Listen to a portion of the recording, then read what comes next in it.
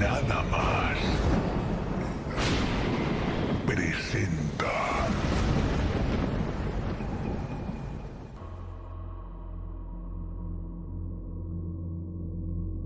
De Herbert West, amigo mío durante el tiempo de la universidad y posteriormente, no puedo hablar sino con extremo terror. Terror que no se debe totalmente a la forma siniestra en que desapareció recientemente, sino que tuvo origen en la naturaleza entera del trabajo de su vida y adquirió gravedad por primera vez hará más de 17 años, cuando estábamos en tercer año de nuestra carrera en la Facultad de Medicina de la Universidad Miskatonic de Arkham. Mientras estuvo conmigo, lo prodigioso y lo diabólico de sus experimentos me tuvieron completamente fascinado y fui su más íntimo compañero. Ahora que ha desaparecido y se ha roto el hechizo, mi miedo es aún mayor. Los recuerdos y las posibilidades son siempre más terribles que la realidad. El primer incidente horrible durante nuestra amistad supuso la mayor impresión que yo había llevado hasta entonces y me cuesta tenerlo que repetir. Ocurrió, como digo, cuando estábamos en la Facultad de Medicina, donde West se había hecho ya famoso con sus descabelladas teorías sobre la naturaleza de la muerte y la posibilidad de vencerla artificialmente. Sus opiniones, muy ridiculizadas por el profesorado y los compañeros, giraban en torno a la naturaleza esencialmente mecanicista de la vida y se referían al modo de poner en funcionamiento la maquinaria orgánica del ser humano mediante una acción química calculada después de fallar a los procesos naturales, con el fin de experimentar diversas soluciones reanimadoras. Había matado y sometido a tratamiento a numerosos conejos, cobayas, gatos, perros y monos, hasta convertirse en la persona más enojosa de la facultad. Varias veces había logrado obtener signos de vida en animales supuestamente muertos. En muchos casos, signos violentos de vida.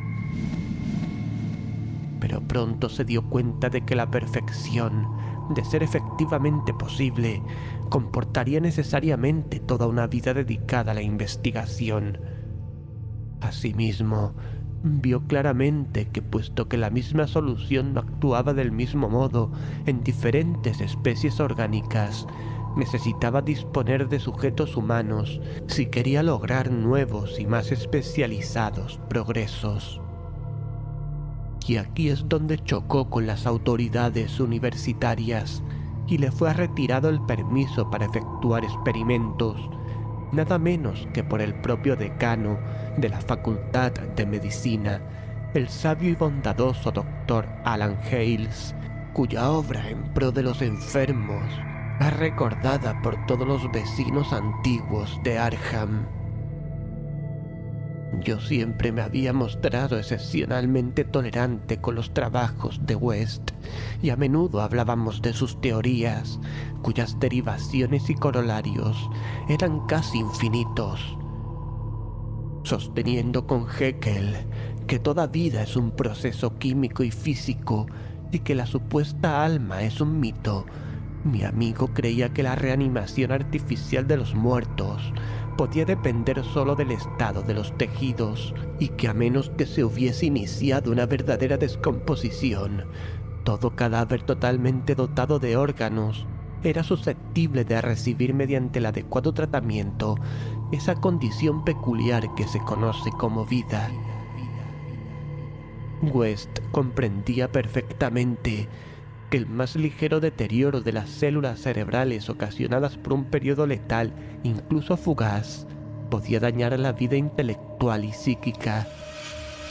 Al principio, tenía esperanzas de encontrar un reactivo capaz de restituir la vitalidad antes de la verdadera aparición de la muerte, y solo los repetidos fracasos en animales le habían revelado que eran incompatibles los movimientos vitales naturales y los artificiales.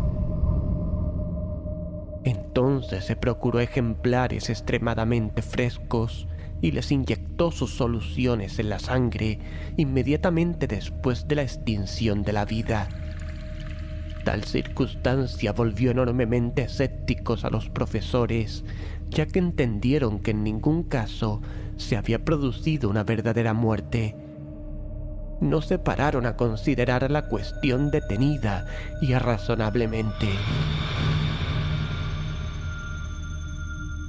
Poco después de que el profesorado le prohibiese continuar sus trabajos, West me confió su decisión de conseguir ejemplares frescos de una manera o de otra y de reanudar en secreto los experimentos que no podía realizar abiertamente. Era horrible oírle hablar sobre el medio y manera de conseguirlos. En la facultad nunca habíamos tenido que ocuparnos nosotros de allegar ejemplares para las prácticas de anatomía. Cada vez que mermaba el depósito, 2 negros de la localidad se encargaban de subsanar este déficit sin que se les preguntase jamás su procedencia. West era por entonces joven, delgado y con gafas, de facciones delicadas, pelo amarillo, ojos azul pálido y voz suave.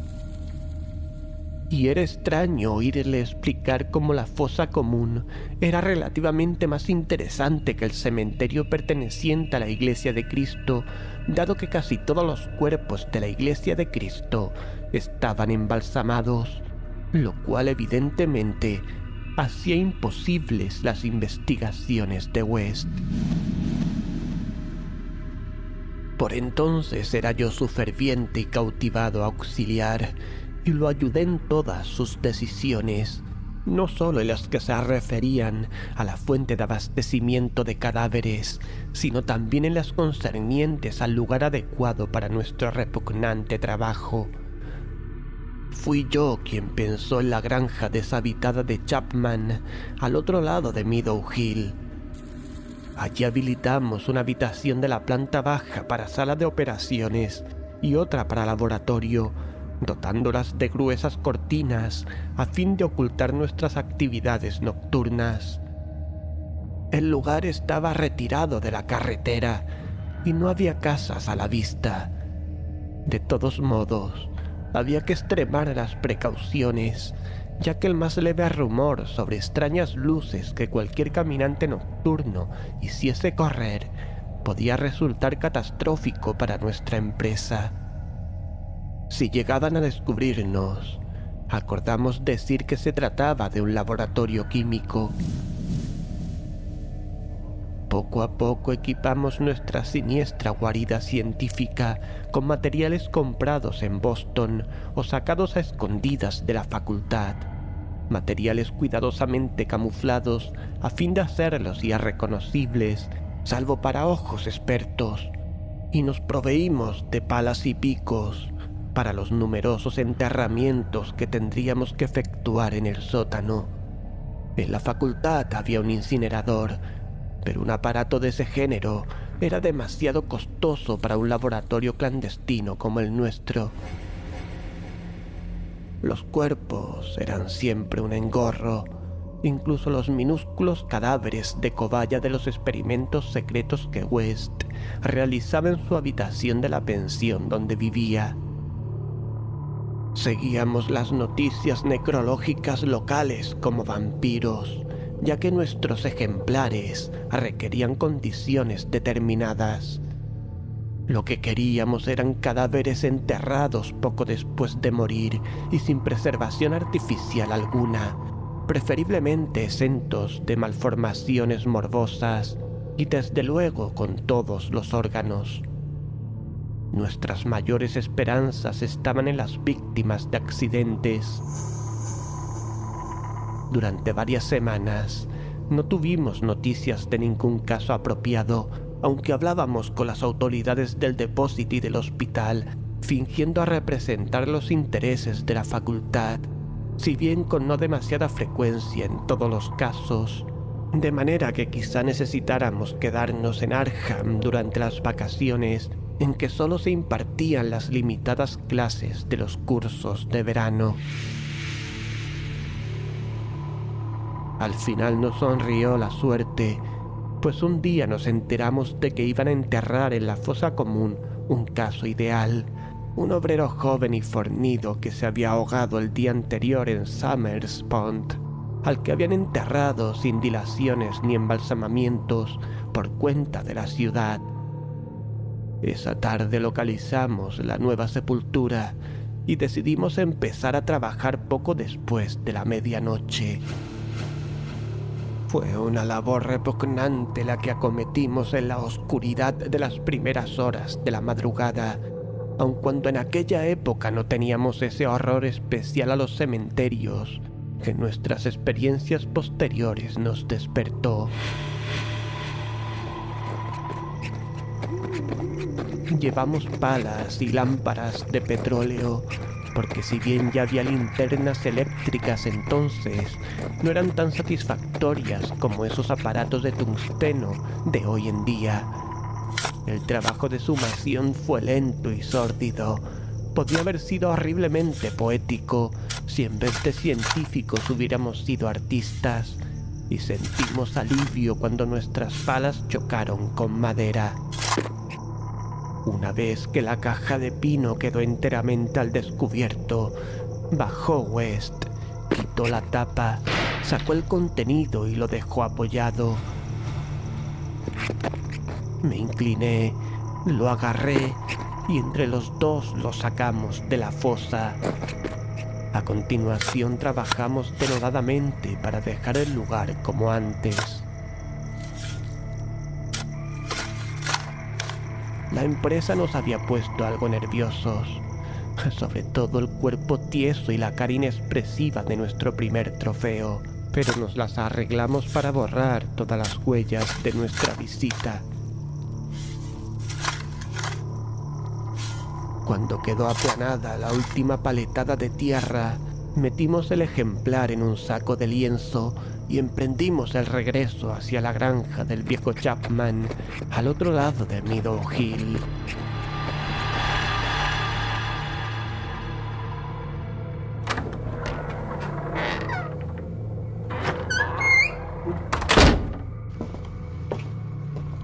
En una improvisada mesa de disección instalada en la vieja granja, a la luz de una potente lámpara de acetileno, el ejemplar no ofrecía un aspecto demasiado espectral.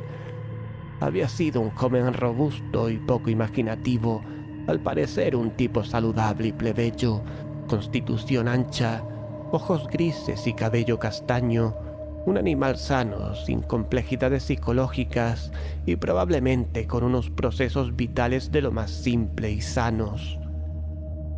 Ahora bien, con los ojos cerrados, parecía más dormido que muerto. Sin embargo, la prueba experta de mi amigo disipó enseguida toda duda al respecto.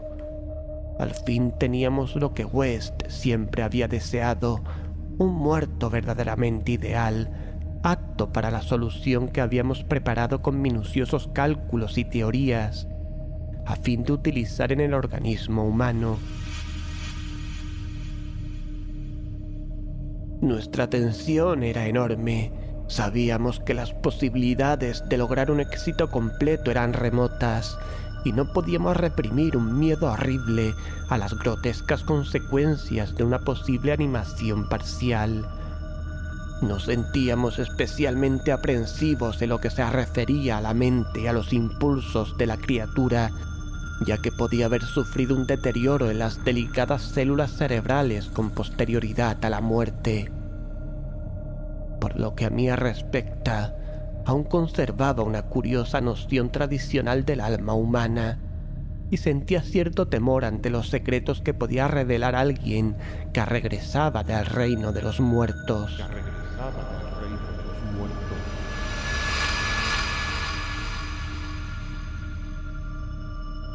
Me preguntaba qué visiones podía haber presenciado este plácido joven si volvía plenamente a la vida, pero mi expectación no era excesiva, ya que compartía casi en su mayor parte el materialismo de mi amigo.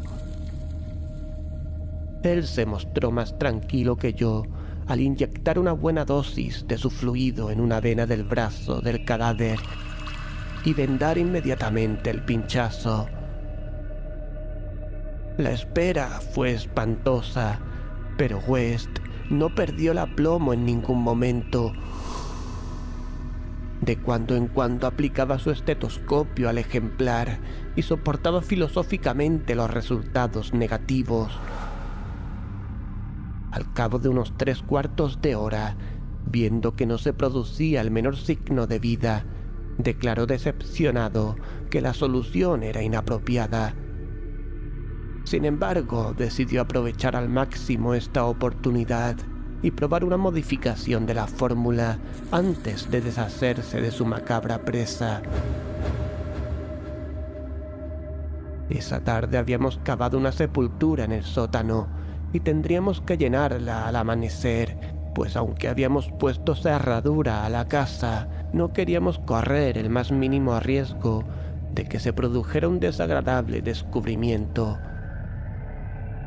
Además, el cuerpo no estaría ni medianamente fresco a la noche siguiente. De modo que trasladamos la solitaria lámpara de acetileno al laboratorio contiguo, dejando a nuestro mudo huésped a oscuras sobre la losa, y nos pusimos a trabajar en la preparación de una nueva solución, tras comprobar West el peso y las mediciones casi con fanático cuidado. El espantoso suceso fue repentino y totalmente inesperado. Yo estaba vertiendo algo de un tubo de ensayo a otro, y West se encontraba ocupado con la lámpara de alcohol que hacía las veces de mechero Bunsen en ese edificio sin instalación de gas, cuando de la habitación que habíamos dejado a oscuras brotó la más horrenda y demoníaca sucesión de gritos, jamás oída por ninguno de los dos.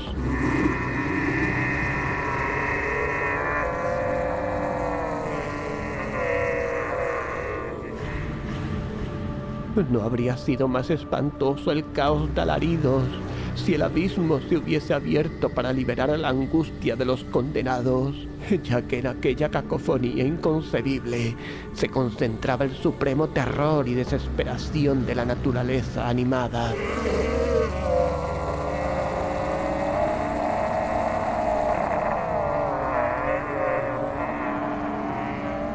No podían ser humanos. Un hombre no es capaz de proferir gritos así. Y sin pensar en el trabajo que estábamos realizando, ni en la posibilidad de que lo descubrieran, saltamos los dos por la ventana más próxima, como animales despavoridos, derribando tubos, lámparas y matrices, y huyendo alocadamente a la estrellada negrura de la noche rural. Creo que gritamos mientras corríamos frenéticamente hacia la ciudad, aunque al llegar a las afueras adoptamos una actitud más contenida, lo suficiente como para pasar por un par de juerguistas trasnochadores que regresaban a casa después de una francachela.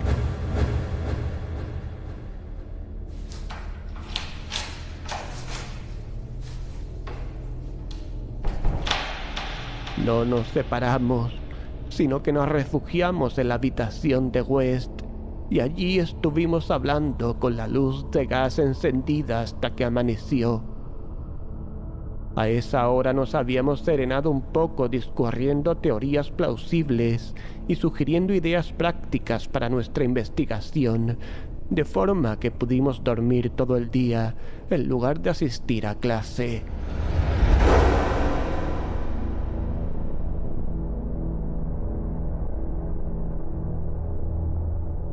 Pero esa tarde aparecieron 2 artículos en el periódico, sin relación alguna entre sí, que nos quitaron el sueño.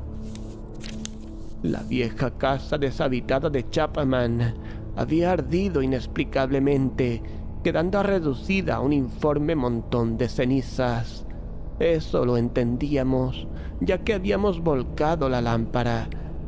El otro informaba que habían intentado abrir la reciente sepultura de la fosa común, comulgando en la tierra vanamente y sin herramientas. Esto nos resultaba incomprensible, ya que habíamos aplanado muy cuidadosamente la tierra húmeda. Y durante 17 años, West anduvo mirando por encima del hombro y quejándose de que le parecía oír pasos detrás de él. Ahora ha desaparecido.